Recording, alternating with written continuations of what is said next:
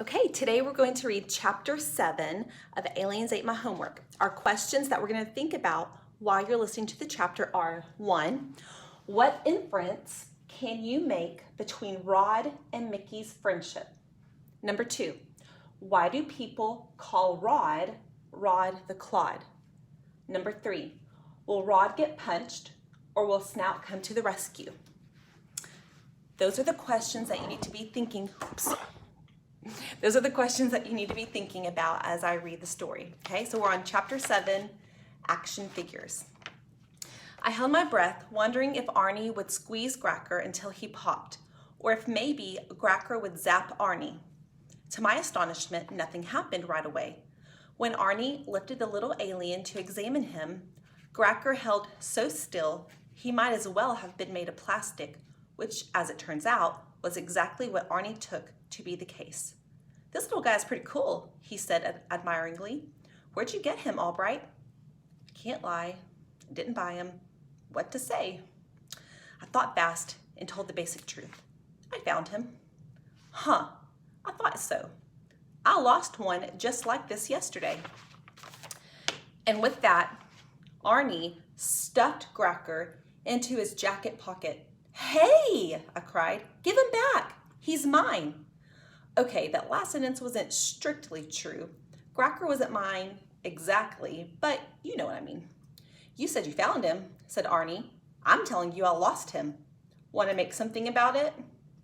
Before I could answer him, Madame Pong's voice sounded in my ear. "Rod, what's going on?" "Later," I snapped. "Later?" sneered Arnie. "How about right now?" "I wasn't talking to you," I said. "Oh, who were you talking to?" What was I supposed to tell him? That I was talking to an alien? Stuck for an answer, I stood there like some kind of idiot. "What a dweeb," said Arnie. "Come on, Billy, let's go." The two creeps sauntered off. I considered chasing them and trying to get Gracker back. But the truth was, if I pushed things, Arnie was likely to end up with not only Gracker in his pocket, but Madame Pong and Snout as well. I decided it was better to retreat before things got worse. Besides, I had a feeling that Gracker could take care of himself. I only wish I could say the same for me. I thought as I dug my comb out of my pocket and started cleaning the remains of poor number 23 out of my hair. "Are those the aliens you were telling me about last night?" asked Mickey after Arnie and Billy were out of earshot. For a moment, I thought he finally understood the truth. Then he asked where I had gotten them and how much they cost. I sighed. "I found them," I repeated. "I don't think you can get them around here." "Come on, Rod, I want some too. They're the coolest action figures I've seen in a long time." "I'm serious. No place around here sells them." "Well, let me look at the others," he said, reaching toward my backpack. "No!" All right, he said, throwing up his hands. "Boy, are you touchy today." Madame Pong's voice sounded in my ear again. "Tell him you're afraid that you'll lose the rest of us if you take us out of the pack." Good idea. "I'm not touchy," I said. "I'm just afraid Arnie and Billy might come back and steal the others if I take them out now." Mickey sighed, but he knew what I said was true, so he backed off.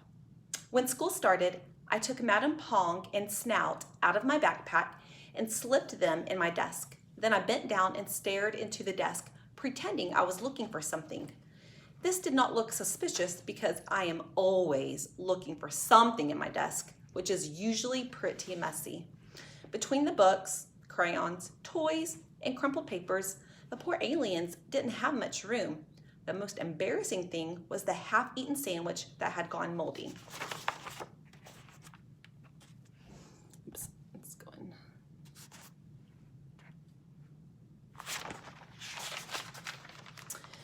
"If I had known you were coming, I would have cleaned house," I whispered, pulling out the sandwich so I could throw it away. Sorry, this is going dark.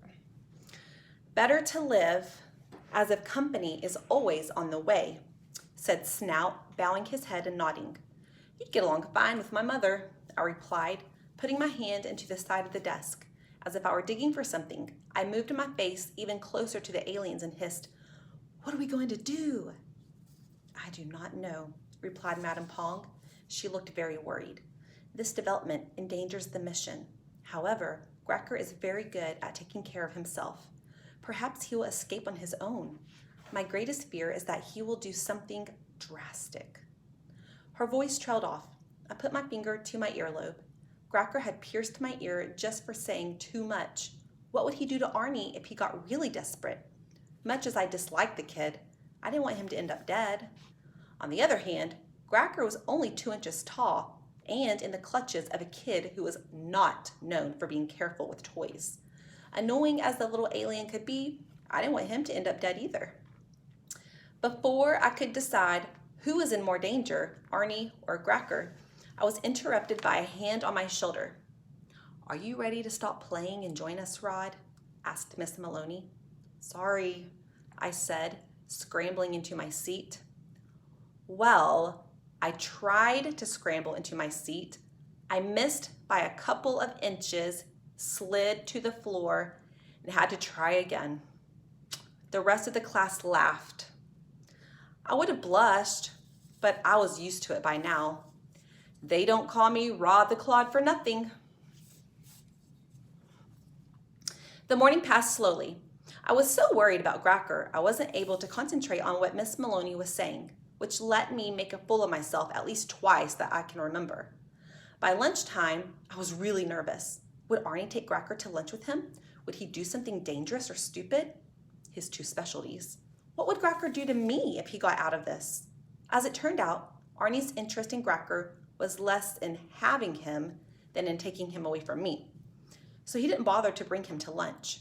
By the time we got back from the cafeteria, the little alien was no longer in Arnie's desk. He was back in mine. When Arnie realized that his new action figure was missing, he looked at me suspiciously.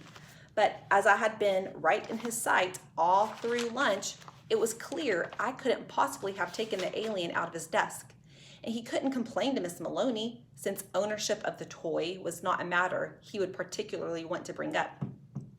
Even though he couldn't figure out any way that I could have taken Gracker from his desk, I was sure Arnie would assume it was my fault. I was equally sure I was going to pay for it at recess, and that much I was right. Recess didn't start out too bad.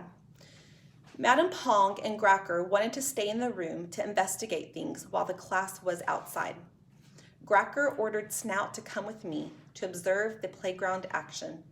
When no one was looking, I tucked the little guy in my front pocket, and he made amusing comments to me while Mickey and I sat on the monkey bars. Finally, he made me laugh out loud while Mickey was telling me about getting in trouble with his father that morning. "Well, I'm glad you think it's funny," he said, jumping down from the bars and walking away. "Mickey, wait!" I yelled. "I didn't mean it." But he ran off to play with some other kids. "I most humbly apologize," said Snout. "I did not want to cause trouble between you and your friend." "Don't worry," I said. "He gets sensitive sometimes. It won't last." I was the one who should have been worrying. I got off the monkey bars and started to wander toward the building. As I walked, Snout started to tell me a little about his planet. I got so interested in what he was saying, I didn't look where I was going. Major error. Next thing I knew, Arnie and Billy had me cornered against a blank wall near the kindergarten rooms. While it would normally have been Billy who took the role of torturer, today Arnie had a personal grievance against me. So it was Billy who kept an eye out for the teacher while Arnie pushed me against the wall and said, "Give it back, Albright." "Give what back?" I asked, trying to sound innocent. "You know, that little monster guy. You took it out of my desk. I want it back." "I didn't take anything out of your desk, Arnie. Honest." Arnie looked at me funny. Even though he liked to beat me up, he knew I didn't ever lie. "What are you trying to pull, Albright?" "Nothing. I'm just trying to get through the day without getting my face pounded in." More truth. "Well, better luck tomorrow," said Arnie, drawing his fist back. I saw the punch heading straight for my face. I was sure I was dead, or at least severely wounded. Then, time went all funny. Which brings us to chapter 8. Okay, so let's review our questions.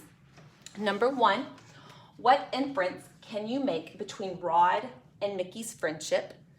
Number 2, why do people call Rod Rod the Clod? Number 3, will Rod get punched or will Snout come to the rescue? You can write these answers down and then take a picture and dojo them to me. Join me tomorrow for chapter 8.